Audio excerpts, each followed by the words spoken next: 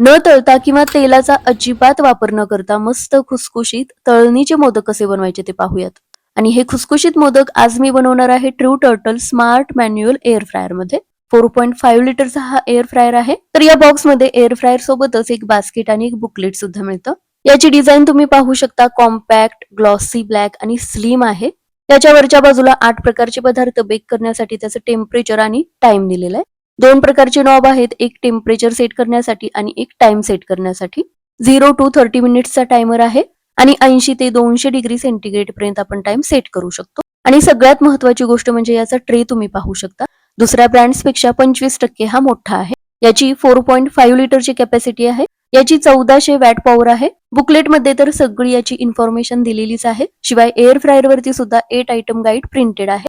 यामध्ये कोणताही पदार्थ 90% कमी ऑइल मध्ये बनतो. यामध्ये आपण फ्राईंग, ग्रिलिंग, बेकिंग, रोस्टिंग आणि रिहीटिंग सुद्धा करू शकतो. याच्या मागच्या बाजूला एअर वेंट दिलेला आहे. आता याची अशी कॉम्पॅक्ट स्क्वेअर टाइप डिझाईन असल्यामुळे किचन ओट्यावरती जरी ठेवलं तरी सुद्धा कमी जागा घेईल. या एअर फ्रायर मध्ये मोदक कसे बनवायचे ते पाहणार आहोत. तर त्यासाठी सॉफ्ट स्पंज आणि हलक्याशा गरम पाण्याने हा धुवून घेतला. मोदक बनवण्यासाठी एका भांड्यामध्ये 1 कप गव्हाचं पीठ घेतलेलं आहे. यामध्ये 2 चमचे रवा, 1 चमचा पिठी साखर, चवीपुरतं मीठ घालून मिक्स करून घेतलं. यामध्ये 3 चमचे गरम करून घेतलेल्या तुपाचं मोहन घातलं.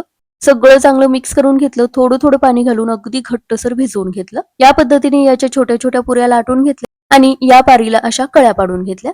1 ते 2 चमचे यामध्ये सारण भरून घेतलं आणि असा मोदक बनवून घेतला. आपण नेहमी बनवतो त्या पद्धतीनेच हे मोदक बनवून घेतलेले.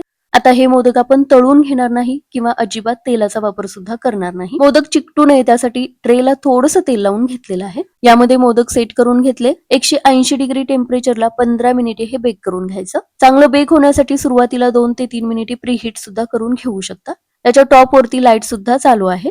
तर 15 मिनिटे बेक करून घेतलेला आहे आणि तुम्ही पाहू शकता न तळता मस्त खुसखुशीत तळणीचे मोदक बनून तयार झालेले आहेत.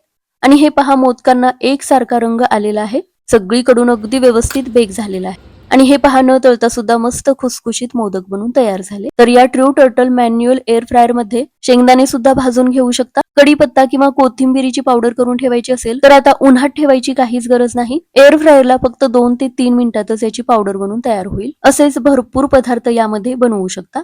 नॉनस्टिक कोटिंग असल्यामुळे स्वच्छ करायला सुद्धा अतिशय सोपं आहे. फॅमिलीसाठी, बॅचलर्ससाठी हा एअर फ्रायर खूप उपयोगी आहे. ट्रेची जास्त कॅपॅसिटी, पटकन गरम होतो आणि सिंपल मॅन्युअल कंट्रोल्स असल्यामुळे कुकिंग करायला खूप सोपं जातं.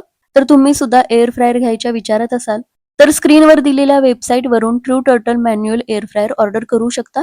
पल्लवी 25 हा कोड वापरून 25% डिस्काउंट आणि 1 वर्षाची मॅन्युफॅक्चरर वॉरंटी सुद्धा मिळेल.